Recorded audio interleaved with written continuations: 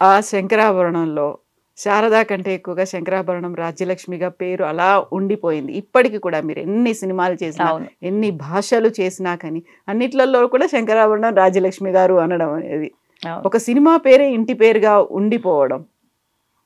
అసలు మరుపురాని అనుభూతులు అవన్నీ కూడా. అంతేగా మరి. ఈ రోజుకి రాజ్యలక్ష్మినా శంకరాభరణం రాజ్యలక్ష్మి అమ్మ ఎలా ఉన్నారమ్మా బాగున్నారంట. అంటే ఫోన్లో ఫేస్ ఫోన్లో. తెలియదు కదా అప్పుడు. హ్మ్. ఈ రోజుకి ఆ శంకరాభరణం పేరు నేను గెలుచుకోగలిగాను. అది అదృష్టం నాది. మీరు ఆ ఫస్ట్ సామజీవర గమన కూర్చున్నప్పుడు అదేదో మీరు అలా తన్మయత్వంలో పాడుతూ ఉంటారు. ఆ తర్వాత మధ్యలో ఒక ఇమాజినేషన్ వస్తుంది. హీరోతో మీరు చంద్రమోహన్ గారితో ఒక డాన్స్లో ఇవన్నీ ఉంటారు. ఆ తర్వాత స్వరాలు తప్పు పాడతారు. ఇమ్మీడియట్గా నాన్నగారు కోపడతారు. శారదా అని అరుస్తారు. ఆ టైంలో ఇమ్మీడియట్గా వెరీ ఫస్ట్ డేనే ఇవన్నీ అయ్యేసరికి ఒక మిక్స్డ్ ఫీలింగ్స్ అనేవి ఉంటాయి కదా. అంటే విశ్వనాథ్ గారిలో గొప్పతనం ఏంటంటే కొత్త దాన్ని ఏమి తెలియదు ఈ అమ్మాయికి అనుకోకుండా ఓపికగా చెప్పేవారు.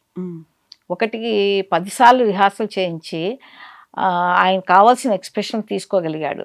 దాంతో నాకు అందరు పెద్ద సీనియర్ ఆర్టిస్టులు, ఈవెన్ సోమయాజులు గారి సినిమాలకి ఆయన కొత్త వచ్చు, కానీ ఆయన పెద్ద డ్రామా ఆర్టిస్టు. ఆయనకి చాలా కమాండ్ ఉంది. ఇటు చూస్తే అందరూ పెద్ద పెద్ద సీనియర్ ఆర్టిస్టులు. నేను ఎప్పుడు జోక్ చేసేదాన్ని, తులసి నాకంటే నువ్వేనే సీనియర్ అనేదాన్ని. ఎందుకంటే చైల్డ్ ఆర్టిస్ట్ కదా. అట్లాగా ప్రతి వాళ్ళు నాకంటే సీనియర్లే. నాకు చాలా భయంగా ఉండేది, ఎందుకంటే జనరల్గానే నేను కొంచెం భయస్తురాలని. ఇక వాళ్ళతోటి నేను మాట్లాడటానికి నాకు భయమే. నాకు వర్క్ అయిపోయిన తర్వాత పక్కన కూర్చునే దాన్ని, ఎక్కువ మాట్లాడేదాన్ని కాదు. ఇంకా నేను ఆయన చెప్పింది, విశ్వనాథ్ గారిని చెప్పింది మాత్రం అబ్జర్వ్ చేస్తూ ఒక గుడ్ స్టూడెంట్ లాగా నేను నేర్చుకోగలిగాను ఆయన దగ్గర. ఎవరన్నా అడిగితే నేను అదే చెప్తాను, నా గొప్పతనం కాదు. నువ్వు బాగా చేస్తావంటే నా గొప్పతనం కాదు, 100% ఈ రోజుకే కాదు, ఎన్ని జన్మలైతే నా మాట చెప్తాను. ఎందుకంటే అది విశ్వనాథ్ గారు ఏం చెప్పారో నేను అదే చేశాను. అమ్మ ఇక్కడ చూడు, అలా చూస్తాను, ఇలా కొంచెం సిగ్గుపడు, ఇలా చెయ్యి, అలా చెయ్యి అని ప్రతిదీ ఆయన నా దగ్గర నుంచి తీసుకున్నారు. అది గొప్ప ఆర్ట్. అలా ఒక ఆర్టిస్ట్ దగ్గర ఏముందో తెలుసుకొని అది తీసుకోవటం కూడా గొప్ప ఆర్ట్. అందరికీ తెలియదు అది. ఆ తర్వాత శంకరాభరణం సినిమా తర్వాత నిప్పులు అంటే నిజం exactly opposite character, modern girl. ఈసారి రాఘవేంద్ర గారు ఎంత పెద్ద డైరెక్టర్ ఆయన. ఇటు చూస్తే మీరు చెప్పిన గ్లామర్ ఫీల్డ్ ఆ డైరెక్టర్, కమర్షియల్ మూవీ అది. దాంట్లో మురళీమోహన్ గారు, ఆయనైతే గొడవ పెట్టేసేవాడు. అమ్మాయి మాట్లాడమ్మా, కొంచెం ఏదైనా మాట్లాడు రాజలక్ష్మి. మురళీమోహన్ గారు నేను ఎక్కువ మాట్లాడేదాన్ని కాదు. చెప్పాను కదా, నాకు కొంచెం పెద్దవాళ్ళు అంటే ఎక్స్పర్ట్ భయం. తర్వాత ఏంటి అంటే వాళ్ళందరూ నాకంటే సీనియర్స్ కదండి. ఇప్పుడంటే కొంచెం అందరూ యంగ్స్టర్స్ పిల్లలు వస్తున్నారు, హీరో హీరోయిన్స్కి అలా చేసేస్తున్నారు. ఆ రోజుల్లో మేము చేసినంత మాకంటే సీనియర్ ఆర్టిస్టులతోటే. అది మేము చేసుకున్న అదృష్టం అంటాం. ఎందుకంటే అంతమంది సీనియర్ ఆర్టిస్టులతో చేయటం, చంద్రమోహన్ గారితో ఎవరు చేసినా కూడా అది ఏంటంటే సక్సెస్ అన్నది పేరు. చంద్రమోహన్ గారు పక్కన హీరోయిన్ చేసిన ఎంఐ సక్సెస్ అన్న పేరు ఇండస్ట్రీలో ఉంది, అది సెంటిమెంట్. అలాంటి సీనియర్తో యాక్ట్ చేయటం నా అదృష్టం. అందుకోసం వాడి దగ్గర ఏంటంటే మనకు కొంచెం భయంగా ఉండేది. పెద్దవాళ్ళు వీళ్ళందరూ సినిమాలో చూసి వచ్చిందాన్ని కదా, మా ఊళ్ళో తెలంలో కూర్చొని థియేటర్లో కూర్చొని సినిమాలు చూసి వెళ్ళిన దాన్ని ఎదురుగా చూసేసరికి వాళ్ళ పేరుగా వాళ్ళతో పాటు డాన్స్ చేయాలి, వాడితో మాట్లాడాలి, వాడితో చేయాలంటే కొంచెం కొత్తగా అనిపించేది. కానీ ఈవెన్ రాఘవేంద్ర గారు కూడా ఆ కొత్తదనం పోగొట్టి జోవియల్గా ఉంటారు వాళ్ళు. విశ్వనాథ్ గారి దగ్గర అంత జోవియల్గా ఆయన ఉండేవారు కదా, ఆయన వర్కహాలిక్. వీళ్ళు ఎంత వర్క్ చేసినా కూడా అట్ ఏ టైమ్ బాగా జోవియల్గా ఉండేవాళ్ళు. దాంతో నా భయాన్ని పోగొట్టి ఇలాగ నవ్వుతూ ఏడిపిస్తూ ఓ పక్కన అదమ్మా ఇదమ్మా అనుకుంటూ అలా చేసేస్తాం ఆ సినిమా. సైమల్టేనియస్ గా చేశారు శంకరాభరణంతో పాటుగా నిప్పు లాంటి నిజం. సైమల్టేనియస్ గా ఒక షెడ్యూల్ గ్యాప్ అంతే. రెండు కాంట్రాస్ట్ రోల్స్ అనేవి అందులో కనిపించాయి.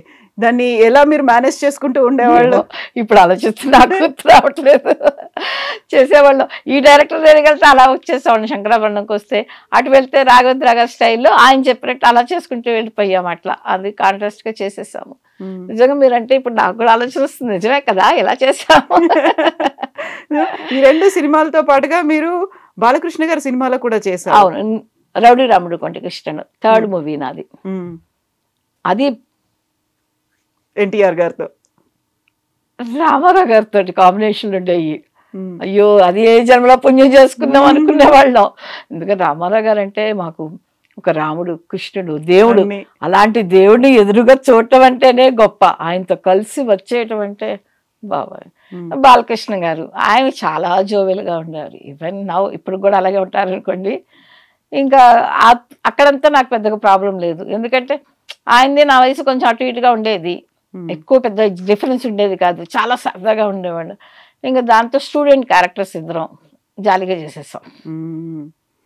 ఇప్పుడు మీరు 3 సినిమాలకి చేస్తున్నప్పుడు వెరీ ఫస్ట్ టైం శంకరాభరణం అప్పుడు అన్ని ప్రివ్యూస్ చేశారు. అప్పుడు రామారావు గారిని చూశారు. అది గుర్తు చేసుకున్నారు? రామారావు గారిని అంతకు ముందే నేను చూశాను. ఎందుకంటే ఈ సినిమా ఆయనది ఒప్పుకున్నప్పుడు రామారావు గారిని చూసాము. ఆయన మా సినిమా ప్రివ్యూ చూసిన తర్వాత నేను వెళ్ళి ఆయన కలిసాను నెక్స్ట్ డే. కలిస్తే ఆయన అన్నారు, నిన్నే సినిమా చూశానమ్మా, చాలా బాగా చేసావు అమ్మా అన్నారు. ఇంతకంటే గొప్ప అవార్డు నాకేముంది అనుకున్నాను. కాకపోతే మళ్ళీ వాళ్ళ సినిమాలోనే చేస్తున్నప్పుడు మళ్ళీ గుర్తు చేసుకున్నారా? మిమ్మల్ని అక్కడ చూసాను మీరు చెప్పారా? నేను ఆయనతో మాట్లాడలేదు. ఏదో 2-3 మాటలు మాట్లాడితే మాకు నోట్ల నుంచి మాటే రాదు రామారావు గారిని చూస్తే. తెలుసు కదా, ఆయన వెళ్ళి ఆయన పలకరించినప్పుడు ఆయన మాట చెప్పారు కదా, ఒక మాటకే నాకు వచ్చేసి నేషనల్ అవార్డు, ఆస్కార్ అవార్డు వచ్చేసింది అప్పుడే. ఓకే. ఆ తర్వాత మురళీమోహన్ గారితో కానీ బాలకృష్ణ గారితో కానీ వెరీ రీసెంట్గా ఎప్పుడు కలిసారు? ఈ మధ్య కలిసాను. మురళీమోహన్ గారు నేను ఒక ప్రాజెక్ట్ చేశాము. తర్వాత మా అబ్బాయి పెళ్లికి వచ్చారు. బాలకృష్ణ గారిని కూడా మా అబ్బాయి పెళ్లికి పిలవటానికి వెళ్ళినప్పుడు కలిశాను. చాలా రోజులు కలిసి అందరినీ కలుస్తాం. ఎందుకు ఆ రోజులు గుర్తు చేసుకుంటూ ఉంటాము. నేను మురళీమోహన్ గారితో చాలాసేపు మాట్లాడుతూ ఉన్నా ఈ విషయాలు పాతయి. నా సెకండ్ మూవీ హీరో కదా ఆయన. ఫస్ట్ మూవీ చంద్రమోహన్ గారు, సెకండ్ మూవీ మురళీమోహన్ గారు, థర్డ్ మూవీ ఇలా పెంచుకుంటూ వెళ్ళిపోయారు. బాలకృష్ణ గారు. సో హీరోయిన్ గా చేసినవి కొంచెం తక్కువే, ఎన్ని భాషలు చేసినప్పటికి కూడా. మీరు అంటే నేను తెలుగులో తక్కువ కానీ మిగతా భాషలో నేను ఎక్కువ హీరోయిన్ గానే చేశాను. మలయాళంలో, కన్నడలో 5-6 మూవీస్ చేస్తాను. అన్ని నేను హీరోయిన్ గానే చేసినాయి. తెలుగులోకి వచ్చేసరికి క్యారెక్టర్లో మంచి క్యారెక్టర్లు వచ్చేసరికి ఓకే నువ్వు చెయ్యి బాగుంటుంది. ఇప్పుడు ఊరికి మనగాడులో రాఘవేంద్ర గారి సినిమాని ఆయనే హీరోయిన్గా ఇంట్రడ్యూస్ చేస్తారు. బట్ క్యారెక్టర్ బాగుంటుందమ్మా నువ్వు చెయ్యి, అది చంద్రమోహన్ పక్కన బాగుంటుంది నువ్వు చెయ్యి అనేసరికి సరే డైరెక్టర్ గారి మాట కాదనలేక నేను చేయాల్సి వచ్చింది. దాంట్లో కూడా నాకు మంచి పేరు వచ్చింది, అవార్డు కూడా వచ్చింది ఆ సినిమాలో. చంద్రమోహన్ గారి పేరు మంచి హిట్స్ ఉన్నాయి మాకు. చంద్రమోహన్ గారితో కూడా హీరోయిన్ కూడా చాలా సినిమాలు చేశాను. శంకరాభరణం సినిమాలో అప్పుడు ప్రొడ్యూసర్ కావచ్చు, డైరెక్టర్ కావచ్చు, మీరు ఎవరెవరితో అయితే యాక్ట్ చేశారో వాళ్ళు ఎవ్వరూ ఇప్పుడు లేరు. అవును కదా. అల్లు రామలింగయ్య గారు, నిర్మలమ్మ గారు, చంద్రమోహన్ గారు, సోమయాజులు గారు, ఈవెన్ ప్రొడ్యూసర్లు, డైరెక్టర్లు ఎవరూ లేరు కదా. అప్పటికి మీరు చేసేసరికి వాళ్ళందరూ 40+, 50+లో ఉన్న వాళ్ళు ఉన్నారు, 60+ కూడా ఉన్నారు. ఉండొచ్చు, మాకు అంత వయసు ఇప్పుడు పెద్దగా తెలియదు కానీ మీరు అన్నట్టు ఉండొచ్చు. ఇప్పుడు కేవి మహాదేవన్ గారు మ్యూజిక్ డైరెక్టర్ కావచ్చు, మీరు అన్నట్టు కెమెరామెన్ బాలు మహేంద్ర గారు, ఎవరు లేరు. కాకపోతే ఆ సినిమా మాత్రం ఎప్పటికీ అలా అదే కావాలి.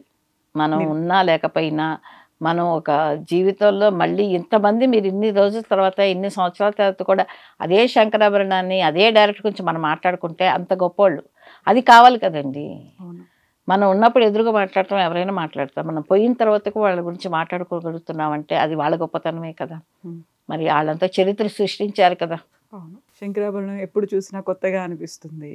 అది మాత్రం నిజం. మొన్న ఎవరో చూశారు నాతో పాటు, మొన్న just I think 1 week back చూసినప్పుడు మీరేనా ఇంత బాగా సిగ్గుపడుతున్నారా? నేను సిగ్గుపడతలేదు, న్యాచురల్గానే ఉంటుంది మాకు. ఏదైనా గుర్తుందా డైలాగ్ అప్పుడుది? నేను మొన్ననే సినిమా చూస్తుంటాను, ఇక్కడ నాకు సినిమాలో చాలా తక్కువ డైలాగ్స్ ఉంటాయి. అవును, చాలా తక్కువ ఉన్నాయి. ఒకసారి విశ్వనాథ్ గారు మేమందరం 25th Shankarabharanam 25th year function తిరుపతిలో చేశారు. చేసిన తర్వాత నేను వెళ్ళాను, మంజు భార్గవి గారు వచ్చారు, నేను వెళ్ళాను. అంత అయిపోయింది, ప్రెస్ మీట్ అంతా కూడా మాట్లాడారు. ఆయన తర్వాత నాతో ఆయన ఒక మాట అన్నారు, అది నా మనసులో పడిపోయింది. మీకును చంద్రమోహన్కి అసలు సినిమాలో డైలాగ్స్ లేవు. ఆయన చెప్పిన దాకా నేను రియలైజ్ అవ్వలేదు. అంటే అసలు హీరోయిన్ అంటే లవర్స్కి ఒక డైలాగ్ కూడా లేకుండా చేసాము, కానీ ఒక థ్యాంక్స్ అన్నమాట ఉందమ్మాయి, అది కూడా లేకుండా ఉంటే బాగుండేది అన్నారు.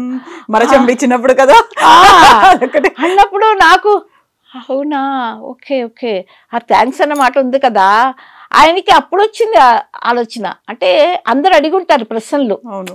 మీరు ఎందుకని వాళ్ళిద్దరికి అసలు మాటలు కూడా ఎక్కడా ఒక మాట కూడా మాట్లాడుకోరు, ఏమి చేయరు ఎట్లాగన్నప్పుడు ఆయన ఒక వచ్చి ఈ థ్యాంక్స్ అని మాట కూడా అనకుండా ఉంటే అది ఒక రికార్డుగా ఉండేది కదా. ఒక పేరు మధ్యలో అసలు అక్కడ ఈవెన్ మంజు భార్గవి గారికి కూడా చాలా సినిమాలు మా అందరికి తక్కువ డైలాగ్స్, చాలా తక్కువ ఉన్నాయి. అంత మ్యూజిక్ తోనో తర్వాత ఈయన సోమయాజు గారు కొంచెం మాట్లాడతారు, ఆ తులసి ఒకటి ఎక్కువ మాట్లాడుతున్నారు సినిమాలో మా అందరికంటే. మా అన్ని తక్కువ. ఏం చేస్తున్నావమ్మా, అవునా, అలాగా ఇలాగే ఉంటాయి మాటలు దాంట్లో.